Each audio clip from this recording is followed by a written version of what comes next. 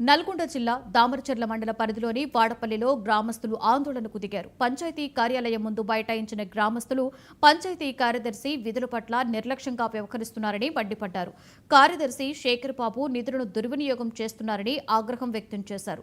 గ్రామంలో పారిశుద్ధ్య సమస్య తీవ్రంగా ఉందని, పంచాయతీ కార్యదర్శికి ఎన్నిసార్లు చెప్పినా కూడా పట్టించుకోవడం లేదని మండిపడ్డారు. ప్రకృతి ప్రదానం చేసిన వరం ఏంటంటే నీరు, గాలి. ఆ గాలి పొల్యూషన్ అయిపోతుంది. గాలి అనేది ఫ్యాక్టరీల దుమ్ము ఇది అయిపోతుంది. వాటర్ వచ్చేసి పులిచెంతల ప్రాజెక్టు కట్టడం వల్ల బ్యాక్ స్టోరేజ్ వాటర్ మొత్తం స్టోరేజ్ వాటర్ ఆగిపోతుంది. ఇంతకుముందు ఇదే కృష్ణా నదిలో నీళ్లు తాగే వాళ్ళం, కృష్ణ స్నానానికి వెళ్లే వాళ్ళం, అన్ని చేసుకునే వాళ్ళం. ఇప్పుడు ఈ వాటర్ తోటి స్నానం చేయలేకపోతున్నాం. కొంతమంది ఆర్డర్లు అయితే ఎలర్జీలు వచ్చి చెప్పుకోలేని పరిస్థితి.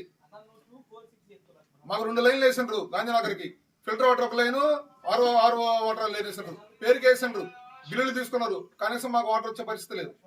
ఇదే వాటర్ పంపింగ్ డైరెక్ట్ గా కృష్ణా నది నుండి పంపు ద్వారా డైరెక్ట్ గా వచ్చేస్తాయి ఇళ్ళలోకి. ఈ వాటర్ తాగలుగుతాం మేము.